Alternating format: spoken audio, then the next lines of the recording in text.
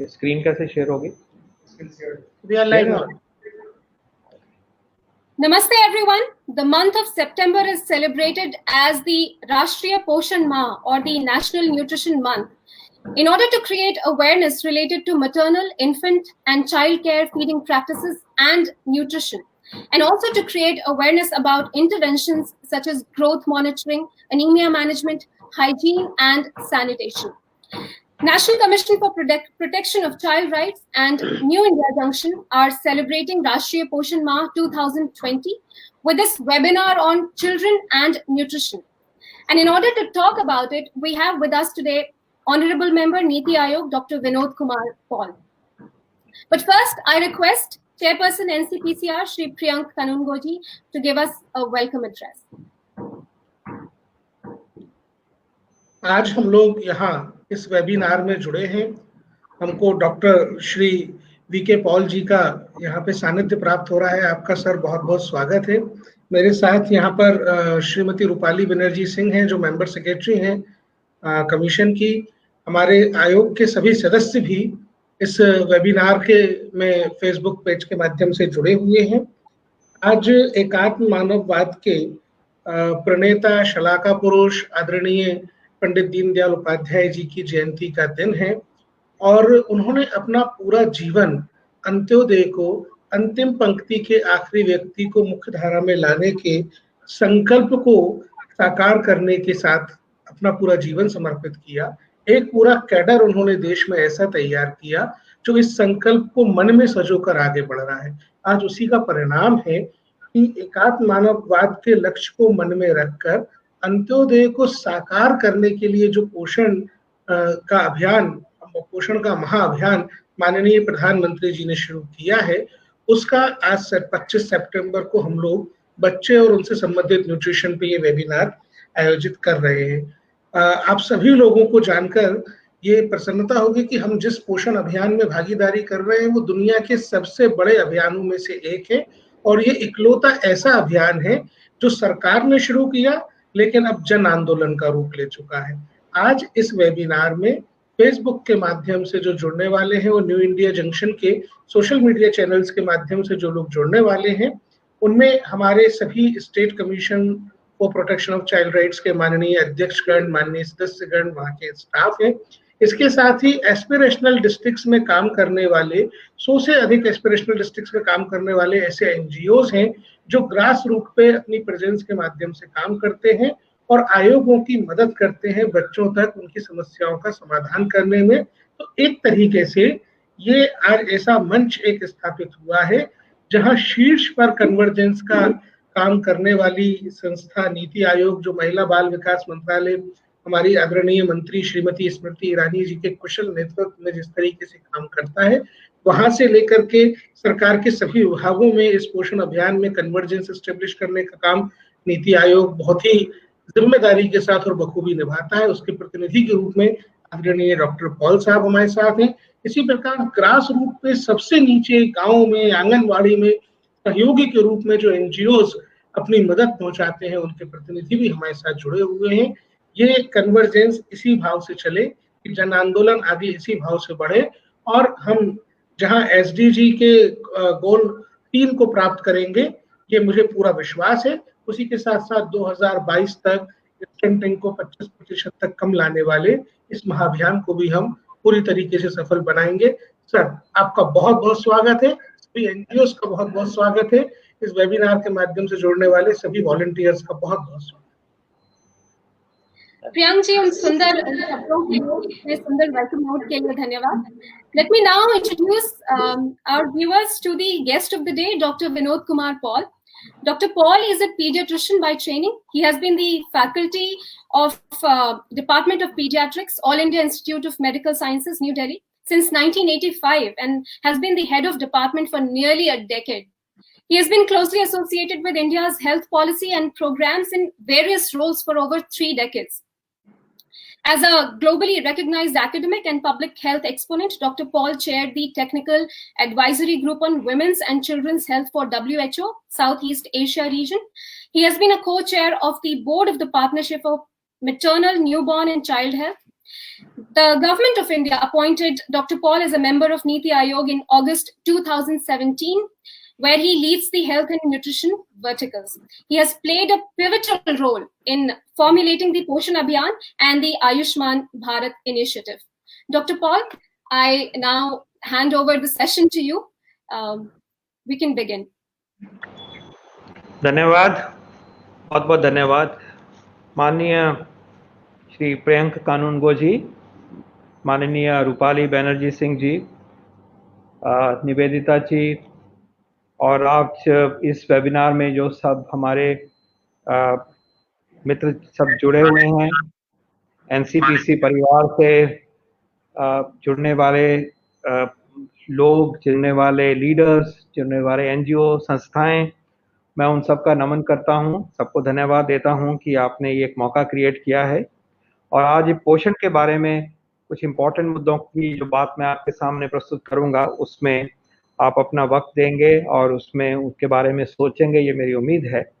I am very proud of the work that NCPCR has been doing over many years, and even more so in recent times under the leadership of our Honorable Prime Minister and under the stewardship of Chairperson NCPCR, Shri Priyank Kanungo ji, and the entire team.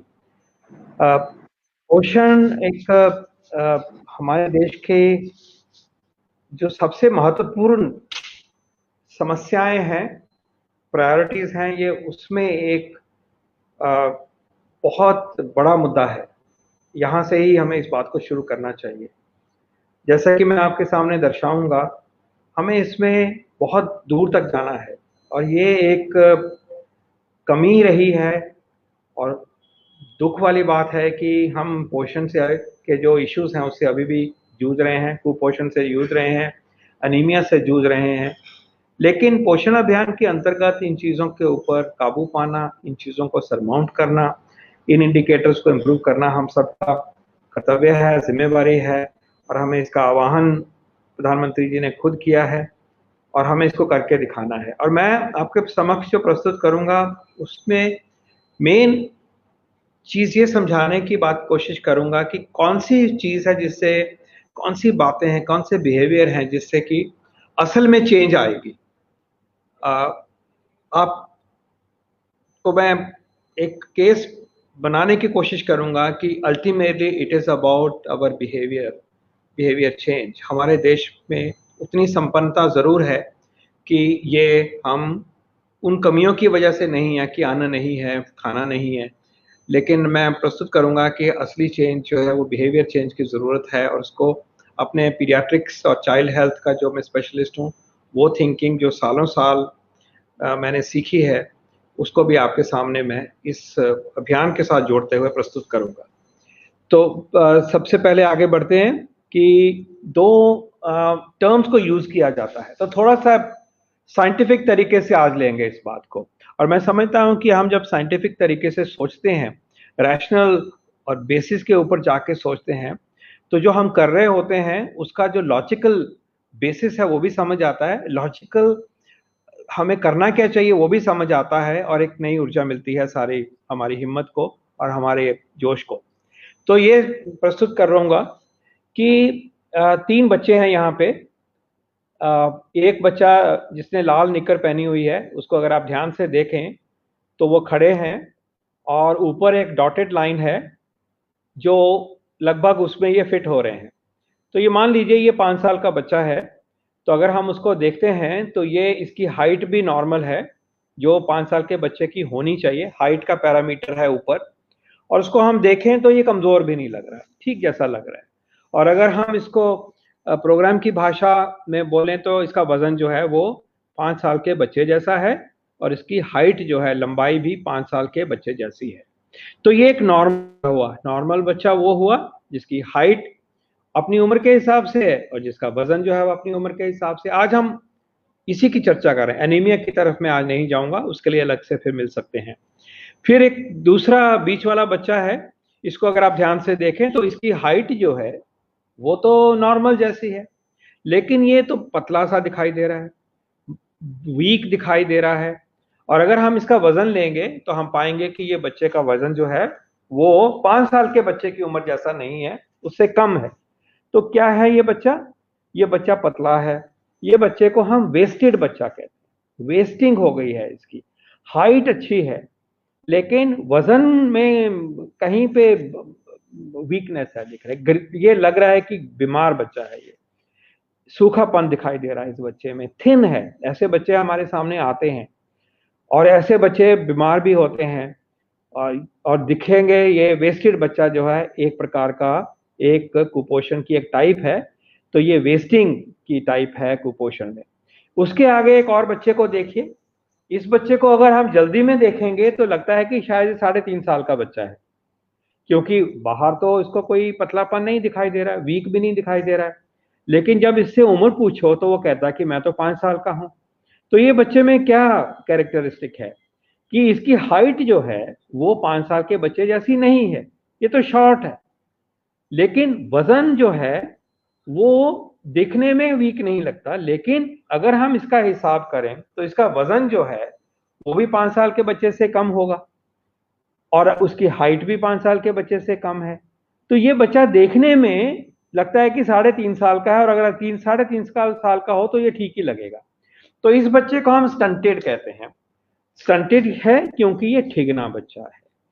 तो ये 2 तरह के कुपोषण के रूप हैं, जैसे कि मैं वेस्टेड हो सकता हूं या मैं स्टंटेड हो सकता हूं, और तीसरी टाइप है जो कि दोनों का कॉम्बिनेशन है कि बच्चा लंबाई में भी कम है और देखने में भी वेस्टेड लग रहा है, वो भी तीसरी चीज आती है और वो भी एक तरह का है। लेकिन बेसिक प्रिंसिपल 2 है कि अगर हाइट नॉर्मल है और वेट नॉर्मल है तो नॉर्मल बच्चा है, हाइट ठीक है लेकिन वजन जो है उस उम्र के हिसाब से कम है और वो बच्चा जो है वो पतला दिखाई देगा है।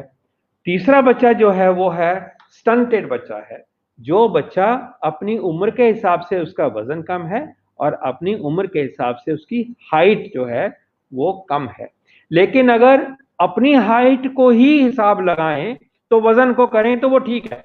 आप समझ गए, जिस बच्चे की हाइट 110 सेंटीमीटर होनी चाहिए उसका कुछ वजन है, लेकिन अगर वो 90 सेंटीमीटर है तो उसके हिसाब से इसके वजन में कमी नहीं है। तो मैं चाहूंगा कि ये याद रखें कि 2 तरह के बच्चे होते हैं, कि स्टंटिंग होती है और एक वेस्टिंग होती है। हमारे देश में लगभग 20% बच्चे वेस्टेड हैं जो पतले दिखाई देते हैं, और ठिगने जो बच्चे हैं उम्र के हिसाब से जिनकी हाइट कम है वो अभी भी 35-36% बच्चे हैं।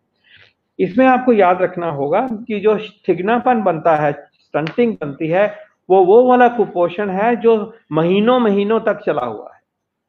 तो जब महीनों महीनों तक चलता है तो बॉडी ग्रो नहीं करती, वो छोटी रह जाती है, लेकिन देखने में एडजस्टमेंट हो जाती है, वो कमजोर नहीं दिखाई देता। और जब अंडर न्यूट्रिशन एकदम से आती है, जैसे खुदा ना खास्ता कि इस पीरियड में कोविड में खुराकों में अगर कमी आई हो, टेक होम राशन में कमी आई हो, तो जो एकदम से वजन में कमी आती है खुराक ना मिलने से, उसको हम वेस्टिंग कहते हैं। तो इसका अंतर हमें मालूम होना चाहिए। क्रॉनिक जो प्रॉब्लम है वो स्टंटिंग पैदा करती है और एक्यूट प्रॉब्लम जो है वो वेस्टिंग पैदा करती है। ये दोनों ही रूप हैं और इसको हमने नीचे लाना है। स्टंटिंग को हमने 25% से नीचे लाना है, ये हमारा वायदा है 2022 तक, और वेस्टिंग को भी कम करके हमने 10% से नीचे लाना है। अब आगे चलेंगे जरा तेजी से। हमें याद रखना चाहिए कि हमारी 8% प्रोडक्टिविटी जो है वो इसीलिए खत्म हो जाती है देश की कि हमारे बच्चे छोटे हैं। और मैं अभी दर्शाऊंगा आपको कि छोटे बच्चे बड़े होकर भी छोटे ही रहते हैं, उनकी में कमियां रह जाती हैं। यह भी कहा जाता है कि अगर हम न्यूट्रिशन में अगर इन्वेस्ट करेंगे तो 1 रुपया करेंगे तो 38 रुपये वापस आते हैं। तो अगर हम न्यूट्रिशन देश की ठीक करते हैं तो देश का जो भला होता है, प्रोडक्टिविटी वापस आती है, वो उससे देश को फायदा पहुंचता है। और ये भी देखेंगे कि अगर हाइट जो है स्टंटेड जो ना हो, ठिगनापन ना हो, तो 1 सेंटीमीटर इंक्रीज होने से वेजेस को अर्न करने की कैपेसिटी बढ़ जाती है लगभग 4 से 6%। ये क्यों होता है? क्योंकि जो स्टंटेड बच्चा होता है वो बाद में भी छोटा अडल्ट बनता है, उसमें ताकत नहीं होती, वो छोटा ही रह जाता है। आगे इस चीज को मैं दर्शाना चाहूंगा। तो वी पे अ प्राइस। आप देखेंगे कि कंस्ट्रक्शन साइट में जाके देखिए, मेन भी और विमेन भी पतले पतले होते हैं, शॉर्ट होते हैं। ये एंड तक भी इसका नुकसान होता है और दिमाग पे भी नुकसान होता है, वो मैं आपके सामने दर्शाऊंगा। ये एक बहुत ही महत्वपूर्ण ग्राफ है, मैं चाहूंगा इसको ध्यान से देखिए और अपने मन में इसकी पिक्चर बना लीजिए, क्योंकि ये जो जन्म पत्री है अंडर न्यूट्रिशन की उसको दर्शाता है। अब नीचे मैंने एज इन मंथ्स लिखी है, ये एक्चुअल डेटा है, जो हमारा नेशनल फैमिली हेल्थ सर्वे होता है उसका डेटा है, एक्चुअल रियल डेटा है देश का। और दूसरी तरफ है बच्चों के कितने प्रोपोर्शन में ये चीज हो रही है।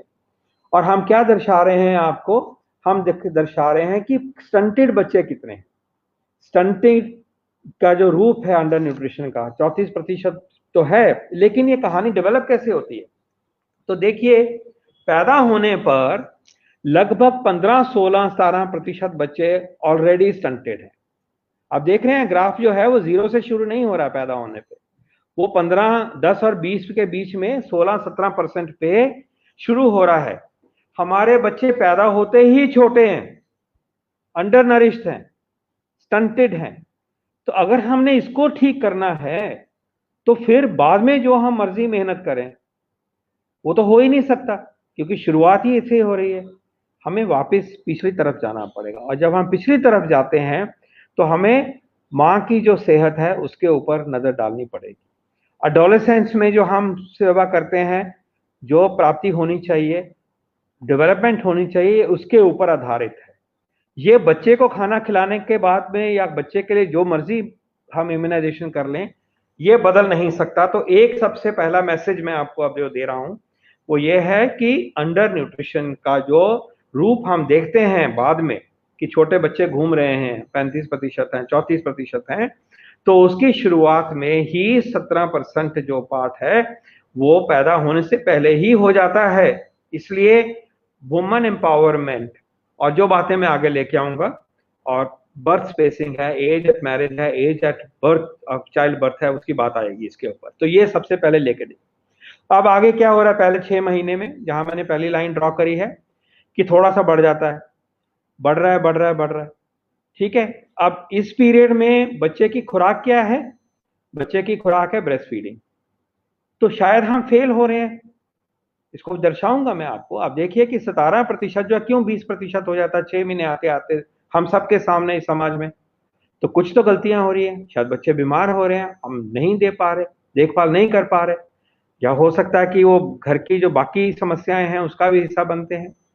चलो अब आगे बढ़ते हैं। ये 6 महीने तक तो थोड़ा सा बढ़ा, 17 से 20 हुआ, राइट। अब आगे देखिए क्या हो रहा है, 6 महीने पे हमारे की उम्र के बच्चे के उसके बाद में एक तरह से देखा तो एक कैटास्ट्रॉफी हो रही है, एक भयानक सीन सामने आ रहा है कि एक सीधी लाइन बढ़ती जा रही है, बढ़ती जा रही है। 20% से लेते लेते जाके ये 45-40 जाते जाते 2 साल पे सेटल होके 40% हमारे बच्चे जो हैं वो कुपोषित हो जाते हैं। मैं दर्शा रहा हूं आपको कि जब हम 2 साल पे नजर डालते हैं 2 साल के बच्चों पे, तो हमारे बच्चे लगभग 38% मैंने बताया स्टंटेड हैं। लेकिन जो मैं 6 महीने के बच्चों के ऊपर नजर डालता हूं तो सिर्फ 20% हैं।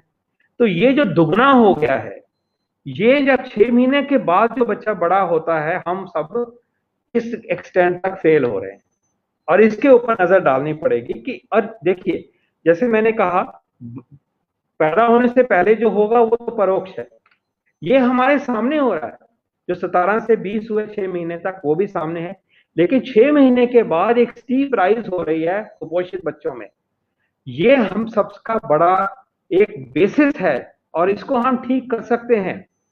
ये मैं आपके सामने प्रस्तुत करूंगा, इसी को थीम को मैं आगे बढ़ाऊंगा कि 6 महीने के बाद ये क्यों ऐसी खराबी हो जाती है, क्यों हमारे बच्चे 6 महीने के बाद नहीं पनपते बहुत सारे उनमें से, और कहाँ 17% बर्थ पे है, और 2 साल पहुंचते पहुंचते 40% बच्चे हमारे कुपोषित हो जाए हमारी नजरों के सामने।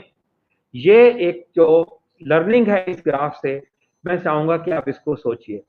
अब 6 महीने से 24 महीने तक का पीरियड क्रूशियल है। आप ये भी देख लीजिए कि जो दो साल पे जो हमारी बच्चे की हाइट होती है, अब ध्यान से सुनिए ये बात, एक हाइट जो 2 साल पे होती है, जो भी अडल्ट की हाइट उसका 2 गुना होती है। नॉर्मली ये हाइट जो है कोई 85 सेंटीमीटर होनी चाहिए 2 साल, 1 साल पे 75, 2 साल पे 87 सेंटीमीटर होना चाहिए एवरेज में, और उसका डबल करेंगे तो हमारा पोटेंशियल है कि 170 सेंटीमीटर 166 सेंटीमीटर बच्चे की हाइट होनी चाहिए। जो बच्चा 2 साल की हाइट जो है 70 सेंटीमीटर है वो 140 ही हो सकता है। जो लड़की की हाइट जो है 2 साल पे 87 सेंटीमीटर की बजाय आप मान लीजिए 75 सेंटीमीटर है तो 150 सेंटीमीटर होगी, 5 फुट, वो नहीं बढ़ सकती। तो सारी ही कहानी 2 साल पे एक्चुअली खत्म हो जाती है आगे इन टर्म्स ऑफ हाइट, और ब्रेन की भी बात अभी करूंगा। तो अगर ये 2 साल जोड़ें और 9 महीने हम प्रेगनेंसी के जोड़ें तो पहले 1000 दिनों में ही सब कुछ सेट हो जाता है। हम उसके बाद जो मर्जी कर लें, जो मर्जी कर लें, खिला लें, कुछ भी कर लें, ठीक है, वो ये चीज वापस नहीं आ सकती, ये हमें मालूम है। सो सेकंड मैसेज क्या मिला? सेकंड मैसेज ये मिला कि 6 महीने से लेकर 24 महीने तक हम बहुत फेल होते हैं। तीसरा मैसेज ये मिला है कि पहले 1000 दिन जो है वो क्रूशियल है। 2 महीने के बाद में जो आप मर्जी कर लीजिए, स्कूलों में जाके खिलाइए, वो अच्छी बात है, उस फूड से मिलने से बच्चे की तृप्ति होती है, बच्चे का ख्याल होता है, ठीक है। लेकिन अगर कहें कि उसकी हाइट बढ़ जाएगी और कुपोषण का जो रेट है वो ठीक हो जाएगा, सॉरी, वो नहीं होगा। वो पहले ही जो बातें 2 साल तक हो रही हैं उसके ऊपर आधारित है। अब हम जरा ब्रेन की बात करते हैं। ध्यान से देखिए इस ग्राफ को, एज है ईयर्स में, बड़े ऊपर वाले ग्राफ की बात कर रहा हूं, और ऊपर है ब्रेन का साइज क्या है, वजन क्या है। ब्रेन का वजन जो है एडल्ट में ऊपर लाइन बढ़ती बढ़ती जब जाती है तो 1200 ग्राम के करीब होता है। 1200 ग्राम का ब्रेन होता है अडल्ट में, लाइन सीधी हो जाती है। ये कब तक बन जाता है आप देखिए, 4 महीने, 4 साल तक, उसके बाद बढ़ता ही नहीं। 4 साल का जो हेड साइज होता है अडल्ट का भी हेड साइज वही होता है, ये पक्की बात है, आपके सामने दर्शा रहा। लेकिन आप अगर 2 साल वाली लाइन है जो मैंने डॉटेड लाइन बनाई है, तो आप देखेंगे कि 1200 ग्राम में से 1000 ग्राम जो है 85% of the brain growth is over by 2 years. जो बनना था बन गया, थोड़ी बहुत आगे 1.5-2 साल में तरक्की हो रही है ब्रेन में, वो भी कनेक्शंस बनते हैं ज्यादा, लेकिन अल्टीमेटली ब्रेन की 85% growth is over by 2 years. आप उसके बाद जो मर्जी कर लीजिए, हमारे पास कोई विधि नहीं है कि हम कोई ट्रांसप्लांट कर रहे हैं कि ब्रेन की शक्ति बढ़ जाएगी, कॉग्निटिव की शक्ति बढ़ जाएगी, लैंग्वेज एबिलिटी बढ़ जाएगी, कुछ नहीं हो सकता। अगर 2 साल का बच्चा स्टंटेड रहा और उसके ब्रेन का ग्रोथ जो है 1000 ग्राम की बजाय 900 ग्राम है, या उसके बजाय में 800 ग्राम है, तो वो 200 ग्राम की कमी जो है या उससे भी ज्यादा कमी कभी भी पूरी नहीं हो सकती। ये वक्त वापस आता ही नहीं है, ये हमारी साइंस कहती है। अगेन क्या बात उभर के आई कि 2 साल तक ही कहानी अब हो जाती है। पहले 1000 days including 9 months of pregnancy are important. और जो साइड में ग्राफ है ये और भी क्लियरली दिखाता है कि जो लैंग्वेज डेवलपमेंट है, जो कॉग्निटिव डेवलपमेंट है, बिहेवियरल डेवलपमेंट है, इसका भी जो सारा सब कुछ होना है जो वो खत्म हो जाता है पहले ही 2 साल में। अब आगे बढ़ते हैं, इसी बात को लेके सम अप करता हूं कि 2000 day are the key, 9 months of pregnancy, first 2 years of life, ये 1000 डेज बन गए। पहली बात है कि हमने वो NFHS वाले ग्राफ में देखा कि अंडर न्यूट्रिशन होता ही इस पीरियड में, ठीक है, कि हम फेल हो रहे हैं, नुकसान भी इसी पीरियड में हो रहा है। दूसरी तरफ से देख रहे हैं तो 1000 दिन हाइट को बनाने के लिए भी चाहिए, ब्रेन को बनाने के लिए भी चाहिए, लैंग्वेज के लिए भी चाहिए, मैथमेटिक्स के लिए भी चाहिए। ये भी 2000 दिन की कहानी है। और मैंने ये भी आपको बताया है कि अगर हम 1000 दिन में फेल हो जाएंगे तो जैसे 2 साल की उम्र वाला डबल करेगा अपनी हाइट को, उसको तिगुना नहीं कर सकता, 2.5 गुना नहीं कर सकता, तो गेम इज अप। इसकी वजह से मैं शॉर्ट रहूंगा और मेरे को फैक्ट्री में काम करने के लिए, दौड़ने के लिए, एथलीट बनने के लिए मेरे में कमी रह जाएगी। इसी तरह से ब्रेन में जो नुकसान होना था वो भी हो गया, IQ भी गया, 2-3 पॉइंट गए, 10 पॉइंट गए, लर्निंग में कमी आएगी। और जैसे बच्चे जो छोटा होगा, ब्रेन डेवलपमेंट में इफेक्ट होगा, तो हमारी प्रोडक्टिविटी बाकियों के बराबर कैसे हो सकती है? आप अंदाजा लगाइए कि अगर हम मानते हैं कि 34% बच्चे, चलो 30 ले लीजिए, 30% बच्चे अंडर नरिश्ड, राइट? हमारे हर साल में लगभग 2.5 करोड़ बच्चे पैदा होते हैं, तो 30 भी लीजिए तो बने कोई 80 लाख के करीब बच्चे बन गए, राइट, 1/3। तो 80 लाख बच्चे जो हैं हमारे, वो अगर उनका 2 IQ पॉइंट भी गए, विच इज नथिंग, तो 160 लाख IQ पॉइंट देश के उड़ गए हर बार, हर साल। ओके, तो 160 लाख IQ पॉइंट अगर चाइना के मुकाबले इस देश के खत्म हो गए, तो आप अंदाजा लगा सकते हैं कि हमें कितनी पीछे की तरफ हम खिंच जाते हैं इस कंपटीशन में और कैपेबिलिटी में। तो इसको हमें ठीक करना ही होगा। इसीलिए मैंने कहा कि अंडर न्यूट्रिशन का जो प्रभाव है हमारे देश के लिए, सबसे बड़ी हमारी जो चुनौतियां हैं उनमें से है। अब मैं आगे बढ़ता हूं चौथे मैसेजेस की तरफ। इसमें 2-3-4 चीजें बताऊंगा। पहली बात है कि आपको मैं समझाना चाहूंगा कि कुपोषण जो है उसके 3 मदर्स हैं, उसकी 3 माएँ हैं, 3 मदर्स ऑफ कुपोषण। सबसे पहले है कि बचपन में ही मैं छोटा पैदा हुआ। जैसे मैंने दिखाया कि अगर हम अब जाते हैं गांव में और बच्चों को इकट्ठा करो 5 साल के नीचे और बोलो कितने लोग कुपोषित हैं, हिसाब लगाएंगे, तो ये बताना चाहूंगा कि उनमें से 1/4 जो है वो इसलिए कुपोषित हैं क्योंकि वो पैदा ही छोटे हुए। ओके, तो जब हम कम्युनिटी में जाते हैं तो जो बच्चों को इकट्ठा करो जो कुपोषित हैं, तो आप पाओगे कि उनका और कोई कसूर नहीं था, घर में खाना भी अच्छा है, सब कुछ अच्छा है, लेकिन पैदा ही छोटे हुए तो वो छोटे रहते हैं।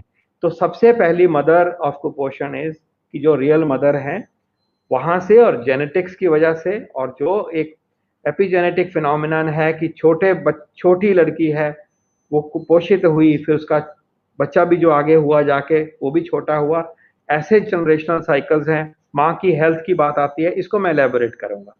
So the intervention for this will be something different from let's say food, and that food for whom? For the mother.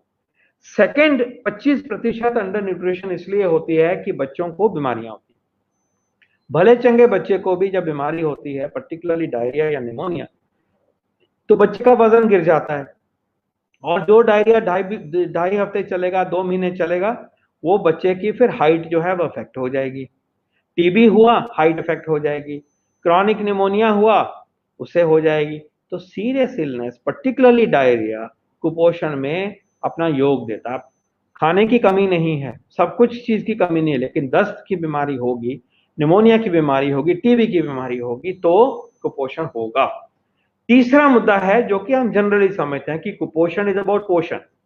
So food intake जो है वो 50% की स्टोरी है। पहले तो ये ले लीजिए, फूड का जो इशू है वो 50% is because of food issues, 1/4 is because of the illnesses, and 1/4 is because of small size at birth.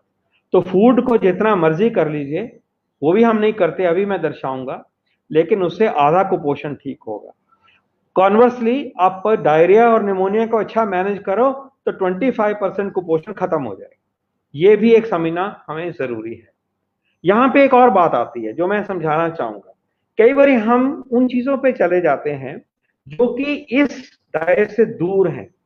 जैसे कहा जाएगा कि ठीक है जी, एग्रीकल्चरल वो करिए, चीजें बनाइए, उन चीजों पे वो जो बातें हैं, जो मर्जी आप वहां करो, जब तक ये 3 मुद्दे एड्रेस नहीं होते, बच्चे का साइज बदलेगा नहीं। तो ये कहना कि हाँ किचन गार्डन बना लिया, it does not mean automatically कि न्यूट्रिशन ठीक हो जाएगा। हाँ, उससे फायदा होगा, जो उसे खाना मिले वो बच्चे को मिलना चाहिए, जब तक उसके अंदर नहीं जाता। तो ये चीजों का तो जो बहुत डिस्टल जब जाके हम कहते हैं कि सुधार होगा, वो थोड़ा ख्याल रखना चाहिए कि ultimately it flows through these 3 pathways. अब हम इनको 1 by 1 जल्दी से लेंगे। तो पहले ही मैंने इंट्रोड्यूस किया है कि मैं छोटा बच्चा पैदा हुआ तो वो कुपोषित होगा, पैदा होते ही एक्चुअली कुपोषित है वो, राइट। जैसे मैंने दिखाया 17% जो बच्चे हैं वो छोटे ही पैदा हो रहे हैं और स्टंटेड हैं, फिर आगे जाके भी स्टंटेड रहते हैं। अब ये 2 बच्चों को मैं दर्शा रहा हूं, एक राइट साइड पे बच्चा है जो पतला सा है, एक लेफ्ट में बच्चा है जो भला चंगा दिखाई दे रहा है। जो बच्चा राइट वाला पैदा हुआ है ये ऑलरेडी कुपोषित है, इसके लिए और कोई लेबल की जरूरत ही नहीं है, ये 17% में गिनगा जा रहा है। अगर हम इसको, अब हमारी ड्यूटी क्या है कि जो होना था पहले हो गया, अगली बारी ऐसा ना हो, उस माँ का ख्याल होना चाहिए, उस एडोलेसेंट गर्ल का ख्याल होना चाहिए, लेकिन इस बच्चे को हमें लाइन में लेके आना है कि ये अपनी कुपोषित व्यवस्था से ऊपर आके नॉर्मल बच्चा बने। तो आपको याद रहना चाहिए कि जो छोटे बच्चे पैदा होते हैं हमारे देश में, उनकी विशेष देखभाल करनी चाहिए, क्योंकि वो ऑलरेडी कुपोषित हैं, उनको उस लाइन से उठा के नॉर्मल करना चाहिए। तो छोटे बच्चे जो पैदा होते हैं उनके ऊपर हमारा फोकस होना चाहिए। अनफॉर्चुनेटली इसकी बात बहुत कम लोग करते हैं। लो बर्थ वेट बच्चों की केयर बहुत जरूरी है कुपोषण को खत्म करने के लिए।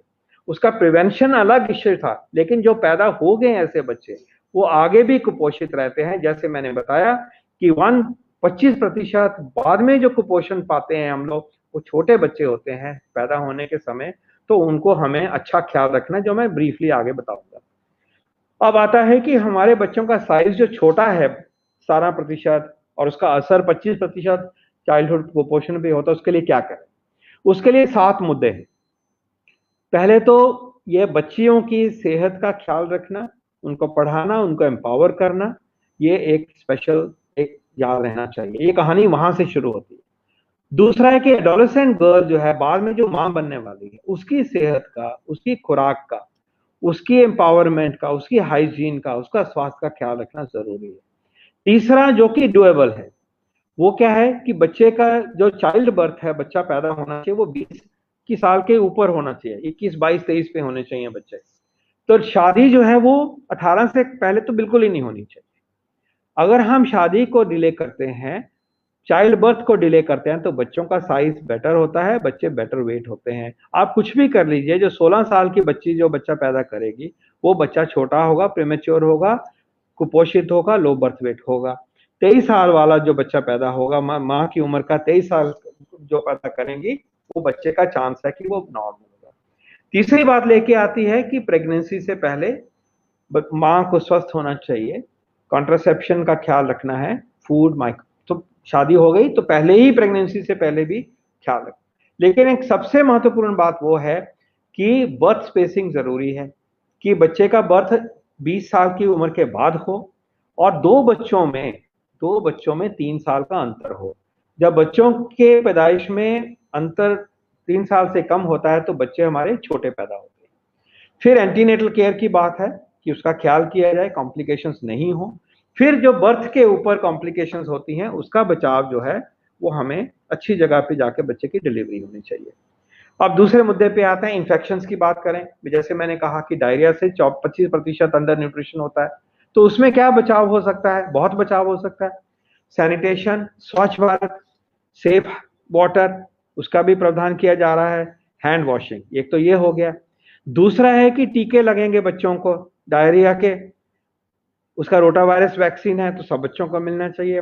खसरे से भी बीमारी होती है, उसका खसरे का वैक्सीन है। टीबी के बचाव का बीसीजी वैक्सीन है। निमोनिया का न्यूमोकॉकल वैक्सीन है। एचआईवी वैक्सीन है। तो बच्चों का टीकाकरण होना हमारे कुपोषण की लड़ाई में एक बहुत बड़ा वेपन है। 100% बच्चों को मिलना चाहिए टीका, ये बात है। दूसरा है कि डायरिया में जल्दी पकड़ में आए और ओरल रिहाइड्रेशन सोल्यूशन के अलावा जिंक को देना चाहिए। हर बच्चे जिसको डायरिया होता है उसको जिंक 14 दिन तक जिंक मिलना चाहिए। ये हमारे नेशनल प्रोग्राम का हिस्सा है। चाहे मैं एम्स में बैठ के डायरिया का इलाज कर रहा हूं बच्चे का, या चाहे आशा बहन जी कर रही हैं कम्युनिटी में जाके, हमारी दोनों की प्रिस्क्रिप्शन में ओरल रिहाइड्रेशन सोल्यूशन और जिंक लिखा जाना चाहिए, होना चाहिए।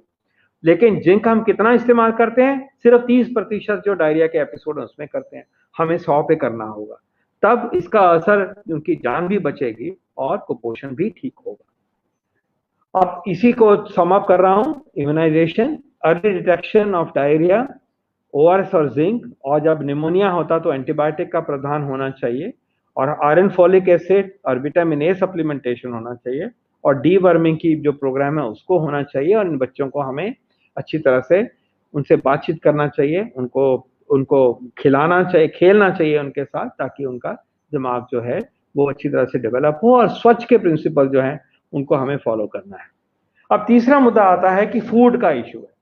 तो पहली बात ये साबित हो गई कि कुपोषण is not only about food, लेकिन यस, हाफ ऑफ कुपोषण is food. Now let's talk about food. Food में जो है ये याद रहे कि हमारा नॉलेज और प्रैक्टिस जो है बच्चों की खुराक के बारे में इनएडिक्वेट है। ये पक्की बात है।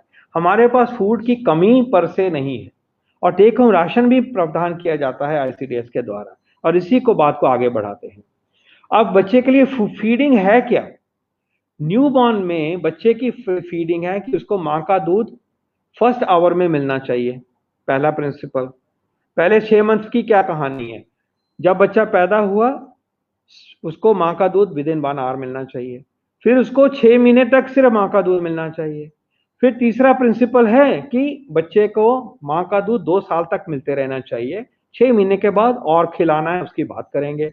और चौथा प्रिंसिपल है कि जो छोटा बच्चा है जिसकी मैंने बात करी है, उसकी जो प्रॉब्लम्स हैं फीडिंग की, न्यूट्रिशन की, दूध निकाल के देना पड़ता है, वो सक नहीं कर पाता, उसके ऊपर हमारी खास नजर होनी चाहिए। जो न्यूबॉर्न छोटा पैदा हुआ है उसके लिए और तो कोई खुराक है ही नहीं है, सिर्फ माँ का दूध ही देना है, तो उसको हमें पूरा करना है। तो ये 4 प्रिंसिपल है। Start within 1 hour, exclusive breast feeding for 6 month, continuing breast feeding for 2 years and special care of the low birth weight baby including kangaroo mother care, जो कि ब्रेस्ट से बच्चे को लगा के रखते हैं। और फिर 6 महीने पे खुराक के माँ के दूध के अलावा ऊपर की खुराक जो है, पूरक आहार जिसको कहते हैं, जो कि फूड है, लेकिन फूड बच्चे के हिसाब से बनाया गया है, उसको हमें देना है और बच्चे का वजन फॉलो करना है। और अगर बच्चा फिर भी अंडर नरिश्ड है तो आईसीडीएस के प्रोग्राम के हिसाब से हमें उसकी मदद करनी है। और हमारे देश के कार्यक्रम हैं कि फैसिलिटी में बच्चा आता है तो ब्रेस्ट फीडिंग की सपोर्ट करते हैं। आशा बहन जी फिर 6 हफ्ते तक जाती हैं 5 बारी, तो ब्रेस्ट फीडिंग, लो बर्थ वेट क्यों करते हैं। और इसी तरह से एक नया प्रोग्राम है होम बेस्ड यंग केयर, उसमें भी जाके हम घरों में हर महीने जाके वहां पे बच्चे का फीडिंग का, हेल्थ का एजुकेशन देते हैं। अब याद रहे कि छोटे बच्चे की फीडिंग मैंने बताया क्यों जरूरी है, पहले ही कुपोषित बच्चा है तो उसको एक्स्ट्रा करना पड़ता है मदद। उस बच्चे को डायरेक्टली अगर ब्रेस्ट से नहीं ले पाता तो निकाल के चम्मच से, जैसे आप देख रहे हैं ये पैलेट है, ये एक चम्मच जैसा होता है, इससे बच्चे को दिया जाता है। ब्रेस्ट को निकालने का, दूध निकालने की प्रावधान होना चाहिए। ये कैंगरू केयर है, तो ये केयर है जो फीडिंग छोटे बच्चों की हमें प्रदान करनी है। ये करेंगे तो बचेगा कुपोषण, बातों से नहीं बचेगा, बोलने से, लेक्चर देने से नहीं होगा, ये करके दिखाना पड़ेगा। हर माँ को ये नहीं करना आता, हमें पहुंचना पड़ेगा, हमें सिखाना है, करके दिखाना है, मदद करनी है, फैमिली की सपोर्ट लेनी है। उसके बाद फूड को आगे बढ़ाते हैं। तो ब्रेस्ट फीडिंग की बात होगी, initiate within 1 hour, nothing else including water, no water for 6 months, only breast milk. 2 साल तक कंटिन्यू करिए, लेकिन 6 महीने पे जाके फिर बात आती है कि पूरक आहार हमने देना है।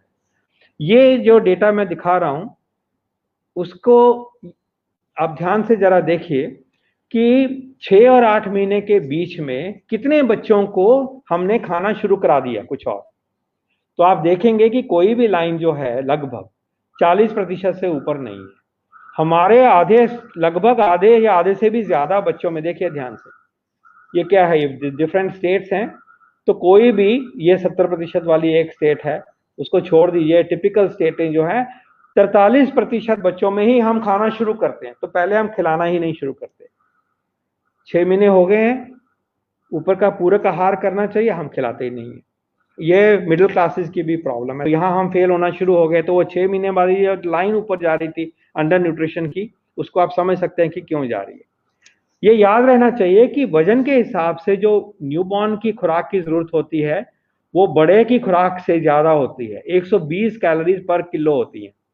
और अडल्ट की खुराक, 10 साल का जो बच्चा होता है उसकी सिर्फ 56 होती है। बहुत ज्यादा खुराक की बच्चों को जरूरत होती है, और जो नहीं मिलेगी ये, तो बच्चे फिर कमजोर रह जाते हैं। अब ये एक सर्टिफिकेट है हमारा हम सबका कि breast feeding within 1 hour कितनों में शुरू होती है जी? 57% में। 43% बच्चों में हम यहाँ फेल हो रहे हैं। हम अपने बच्चों को दूध ही नहीं पिलाना शुरू करते। फिर हम कहते हैं कि उनको ब्रेस्ट फीडिंग एक्सक्लूसिव होनी चाहिए, मैंने बताया 6 महीने तक। हम कितनों में सक्षम हो रहे हैं? 58%। 40% बच्चों को हम दूध ही नहीं पिलाते पूरे टाइम तक। फिर आ गया कि 6-8 महीने में शुरू कराओ जी इनको खिलाना, तो ये डेटा अपडेटेड है, ये बताता है कि 53% में हम मुंह में डालना शुरू करते हैं। अभी पूरी बात नहीं हो रही है, वो हम 47% में शुरू ही नहीं करते। फिर हम कहेंगे कि 1 महीने के बियॉन्ड आप माँ का दूध पिलाते रहिए, तो ये भी हम 82% में है, ये भी हम कायम नहीं होते। तो जो फूड के जो प्रिंसिपल्स हैं, ये हमारी सोसाइटी के लिए एक सर्टिफिकेट है कि जो हमें दिखाता है कि हम कहाँ पे फेल हो रहे हैं और क्यों फिर ये कुपोषण चला हुआ है, जो कि दुनिया के सबसे ज्यादा कुपोषण रेट पे है। इसी चीज को हम देखेंगे कि क्या हम इंप्रूव हो रहे हैं क्या। ध्यान से देखिए, ये है कि अर्ली 1 आवर में फीडिंग वाला लाल वाला हमने इंप्रूवमेंट करी। 2006 में जो 1 hour within 1 hour feeding थी वो 23% थी, ये बढ़ के अब 40-50 के हो गई। अच्छा किया हमने, लेकिन 100 नहीं हुई अभी तक, ये तो 100 होनी चाहिए। देख गैप है लेकिन इंप्रूव किया है। एक्सक्लूसिव ब्रेस्ट फीडिंग जो है 6 महीने वाली 43-45% में थी 2006 में, थोड़ी सी बढ़ी है, ये भी 100 होनी चाहिए। यहाँ भी हम फेल हो रहे हैं। तीसरा आता है कि फूड खिलाएं बच्चों को टाइम पे 6 महीने पे, तो पहले 53% था, अब हम उससे भी नीचे आ गए। तो हम इसकी जो बिहेवियर चेंज की जो मूवमेंट है वो नहीं पैदा कर सके। हमारे बच्चों को खाना हम शुरू ही नहीं कराते। फिर एक भयानक एक इंडिकेटर आप देखिए, ये कह रहा है कि एडिक्वेट डाइट जो है क्या 6 महीने से लेके 1 साल के बच्चे को जो शुरू कर भी दिया है तो कितना मिल रहा है, इज इट ऑप्टिमम और नॉट। ध्यान से सुनिए इस बात को कि 6 महीने पे खाना खिलाना चाहिए, लेकिन उसकी एक मात्रा का भी तो हिसाब होगा कि जो बच्चा 2 साल तक, 6 महीने से लेके 2 साल का बच्चा है, अब खिलाना एक चीज है लेकिन उसकी मात्रा कितनी है। मात्रा को अगर कहें कि ऑप्टिमम मात्रा कितनी है, तो आपको हैरानी होगी कि सिर्फ हम 10% बच्चों को पूरा पूरक आहार देते हैं। ओनली 10%, 90% बच्चे हमारे जो हैं वो भूखे हैं। पेट भर जाता है लेकिन न्यूट्रिशन के मामले में भूखे हैं। प्लीज इस डेटा को देखिए ध्यान से, ये मैं समझता हूं कि सबसे बड़ा चैलेंज है। और 6 महीने के बाद में जो खाना चाहिए शुरू ही नहीं करते, शुरू आधों में करते हैं। जब देते हैं तो हम एडिक्वेट नहीं देते, पूरा नहीं देते। मैंने अभी दिखाया कि कितनी एनर्जी की जरूरत है। तो जब ये होगा तो फिर जो हम देख रहे हैं हालात वो पैदा होते हैं। अब इस चीज को दोबारा कंफर्म कर रहा हूं कि आप ये मत सोचिए कि ये एक डेटा कहीं से लेके आ गए, ये हमारा अपना डेटा है, देश का डेटा है, ये इंडिया है। क्या लिख रहा हूं ऊपर, adequacy of complementary feeding for children 6 months to 24 months of age, और ये दिखा रहे हैं कि हम 15-16 में क्या थे, ये 15-16 है। तो इसमें 6 का डेटा मैंने हटा दिया है, सिर्फ 16 का डेटा ये वाला, ओके, 15-16 का डेटा, ये 2005-6 वाला नहीं है।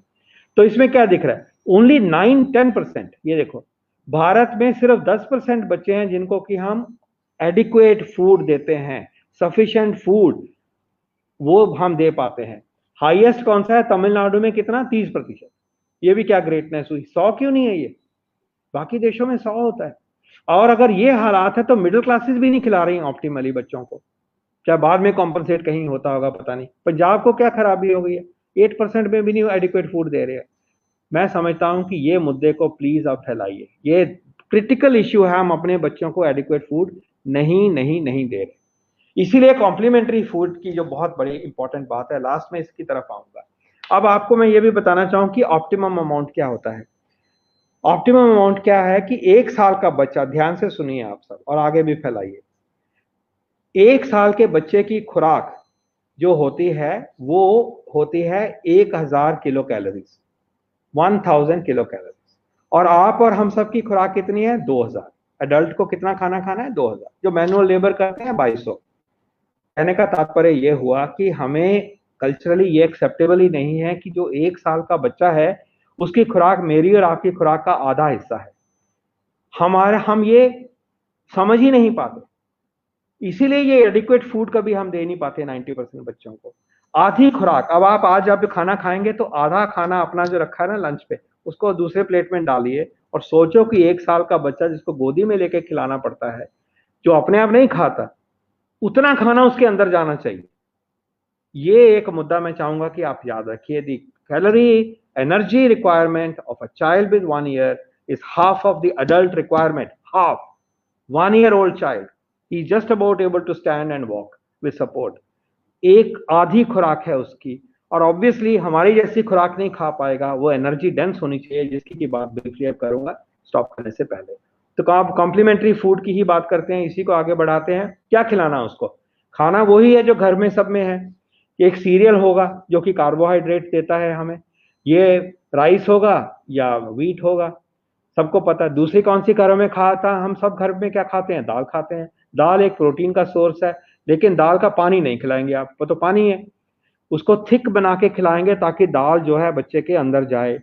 तीसरी चीज क्या होती है खाने में आइटम, हिंदुस्तानी आइटम, वेजिटेबल या फ्रूट होता है तो सीजनल वेजिटेबल आएगी, और आम जो खाने वाला फ्रूट है जिसमें ताकत है जैसे कि बनाना है, उसको आप मैश करके दे पाएंगे। तीसरा है कि कुछ एक ऑयल होना चाहिए, ऑयल होगा, बटर होगा, घी होगा, तेल होना चाहिए, फैट होना चाहिए, फैट के लिए जरूरी है।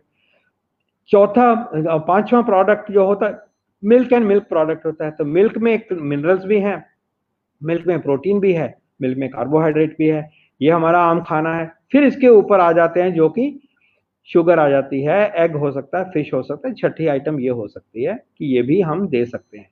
लेकिन हम ये भी नहीं भूलेंगे कि हमारे कार्यक्रमों में टेक होम राशन मिलता है जो कि दिन की जो रिक्वायरमेंट है 30-35% उसको पूरा करता है, और वो बच्चों के लिए बना हुआ है, लेकिन वो खाना भी तो है, खिलाना पड़ेगा बच्चे को।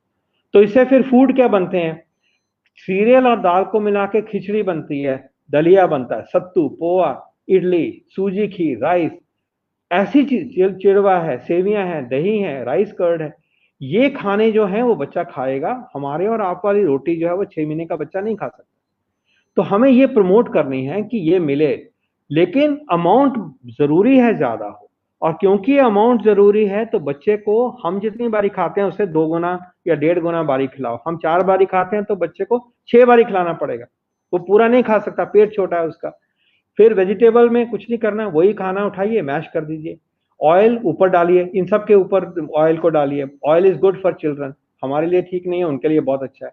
दूध के प्रोडक्ट को आप दूध ले लीजिए, बिना पानी के बच्चे को कप और गिलास से पिलाइए, बॉटल से नहीं पिलाना है। मिल्क का प्रोडक्ट भी दे सकते हैं, और ये जैसे भी बच्चे खा सकते हैं, गुड़ है, शुगर है, इसको हमें खिलाना है। अब आपको याद रहना चाहिए कि बच्चे को, मैंने अभी आपको कहा कि हमारा 1000 कैलोरी बच्चे को एक को खिलानी है, तो जैसे प्लेट में हम रोटियां रख देंगे वो बच्चा नहीं ले पाता, उसका पेट छोटा है।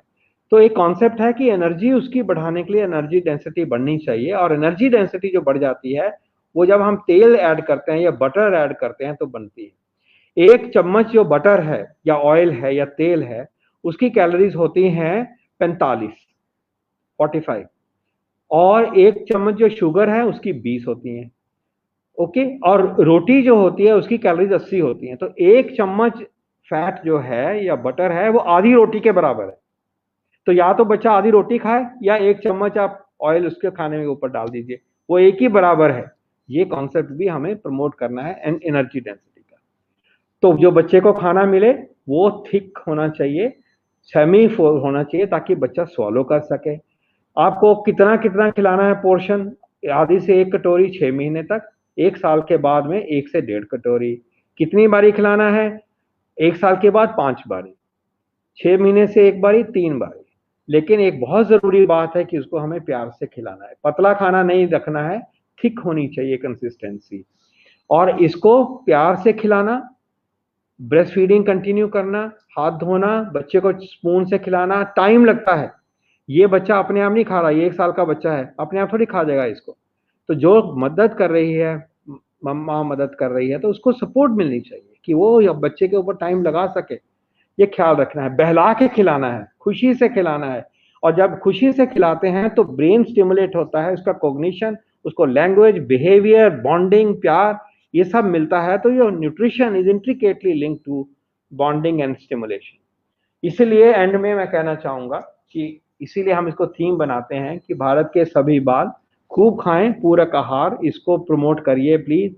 बाकी मैसेजिंग हो, पर लेकिन आपको भी लग रहा होगा कि इस तरह से मैसेजिंग क्यों कभी नहीं हुई, हालांकि इट इज सो फंडामेंटल। अभी हमने देखा कि 6 महीने के बाद हमारे बच्चों का क्या हाल होता है, ये दोबारा दिखा रहा हूं, ये देखिए, ये हम सबके नजरों के सामने हो रहा है। मतलब कि 6 महीने, चलो 17% बच्चे आ गए, इधर ठीक होने की बजाय, ऐसे ग्राफ जाने की बजाय हमारे सामने ये ग्राफ ऐसे जा रहा है। और ये क्यों फेल हुए, क्योंकि इसी में ही डायरिया होता है। 6 महीने के बाद बच्चा चलना शुरू तो डायरिया होता है, फिर इसी पे ही खाना बढ़ाना चाहिए जो हम बढ़ाते नहीं। सिर्फ 10% बच्चे हैं इस पीरियड में जो अच्छा पूरा खाना खाते हैं। तो इस हालात में ये चीज जो है इसको बदलना होगा, और इसका बदलने के लिए जो की मैसेजेस हैं वो ये हैं आपके सामने अंत में, कि 1000 दिन में ही सारी कहानी आप हो जाती है। Childhood under nutrition is not only about food, food is only 50% of the issue. It is about diarrhoea and other illness prevention. It is about zinc in diarrhea. It is about ORS in diarrhea. It is about maternal health, जैसे मैंने अभी prove किया आपको। तो ये पूरे को ठीक करोगे तो इंडिकेटर चेंज होंगे, सिर्फ कहने से नहीं होंगे, या सिर्फ उससे नहीं होने वाला है। तीसरा है कि कॉम्प्लीमेंट्री फीडिंग सबसे बड़ा चैलेंज। आपने देखा कि आधे बच्चों में हम शुरू नहीं करते, और हम 10% में ही पूरा दे पा रहे हैं। ये बदलेगा तो हमारा माहौल बदलेगा। इसीलिए मेरा फाइनल सबमिशन है आपको कि पोषण अभियान के जो गोल है हमारे, और पोषण के जो गोल है, वो जो स्टंटिंग 34 वाली कम करनी है हमने, तो वो तभी होगी अगर बिहेवियर चेंज होगा। उसके बिना जो है वो सिर्फ एक रास्ता है, जरिया है। जब तक बच्चों के मुंह में ब्रेस्ट फीडिंग टाइम पे नहीं होती, छोटे बच्चों का ख्याल नहीं होता, और बच्चों में टाइम पे कॉम्प्लीमेंट्री फूड नहीं होता, एडिक्वेट फूड नहीं मिलता, ये बदलाव संभव नहीं है। बहुत बहुत धन्यवाद।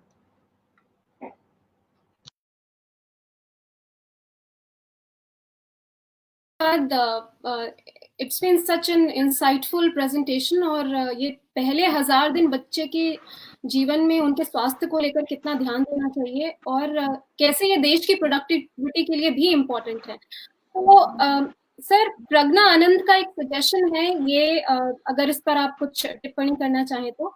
आई wish the program benefits should reach the last mile of the tribal areas of Visakhapatnam in Andhra Pradesh. Please focus on the recent thiamine deficiency as identified by KGH Visakhapatnam. पहुंचना चाहिए, मैसेजेस पहुंचाना चाहिए, बिल्कुल ठीक कह रहे हैं। वहाँ पे ट्राइबल जिलों में ये कमियां और भी हैं। बच्चों का पैदा होने का साइज भी छोटा होता है। ये हम जानते हैं कि हमारे कुछ जिले ऐसे हैं जहाँ पे कि under nutrition rates are high, लेकिन उसका इलाज वही है जो मैंने आज आपको दिखाया। उसका इलाज जो है, जब तक ये बिहेवियर चेंज घर में हर बच्चे के लिए नहीं होगा, ये बदलाव नहीं होगा। अपने आप थोड़ा ट्रेंड है, ठीक हो रहा है, डेवलपमेंट से बिहेवियर बदल रहे हैं, एम्पावरमेंट से हो रहा है। तेजी लानी है तो जो चीजें मैंने ये कही हैं तभी हो। और जब हम कहते हैं कि हम मेजरमेंट करेंगे बच्चे की, इसलिए कि हमें पता रहे कि छोटा बच्चा कौन है, पता रहे कि उसका वजन बढ़ रहा है कि नहीं बढ़ रहा है। वजन करने से ही तो वजन नहीं बढ़ जाएगा। वजन तो तब बढ़ेगा जब बच्चा खाएगा। वजन तब बढ़ेगा बच्चे को माँ का दूध पूरा मिले।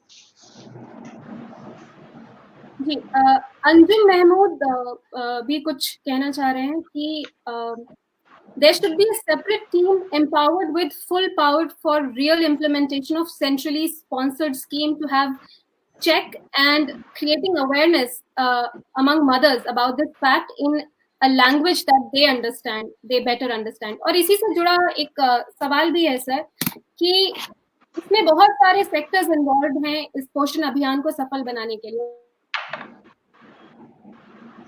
आपके पोषण अभियान में, तो आपके हिसाब से इसको जन आंदोलन का रूप कैसे दिया जाए? What should we do? पहली बात है कि जिन्होंने पहला वाला पार्ट कहा है, वो मैसेज जो है हमें अपनी मंत्रालय में लेके जाना चाहिए। उन्होंने ठीक कहा, स्कीम्स नीचे पहुंचे कैसे, उसके बारे में वहाँ चर्चा हो, हम सब उसी मिनिस्ट्री को मदद करना चाहिए। दूसरा है कि जन आंदोलन बनाना है और बिहेवियर चेंज के लिए जन आंदोलन है। ये जन आंदोलन सिर्फ गूंज पैदा करने के लिए नहीं है। गूंज इसलिए पैदा करना चाह रहे हैं कि बिहेवियर में बदलाव आए। जब तक ये बदलाव नहीं आएंगे, सिर्फ कहने से, सिर्फ नारा लगाने से, सिर्फ ये बात करने से नहीं होगा। वही टेक होम राशन पहले तो पहुंचाइए, फिर वो बच्चे को मिले, उसकी सूजी की खीर बन के बच्चे के मुंह में जाए, तब ये बदलाव आए। तो इन चीजों को जन आंदोलन तक पहुंचाने के लिए जिम्मेवारी सरकार की भी है। आज का भी एक एफर्ट उसी डायरेक्शन में है। उसके बाद में पंचायती राज इंस्टीट्यूशंस की है, सेल्फ हेल्प ग्रुप्स की है और आम समाज की है। और मैं चाहूंगा कि उस आंदोलन में बिहेवियर चेंज की बात हो, उसमें स्लोगन ईयरिंग नहीं हो। स्लोगन ईयरिंग तो अट्रैक्ट करनी है अटेंशन के लिए। जब तक ये बातें नहीं हो तो वो भी काफी नहीं है।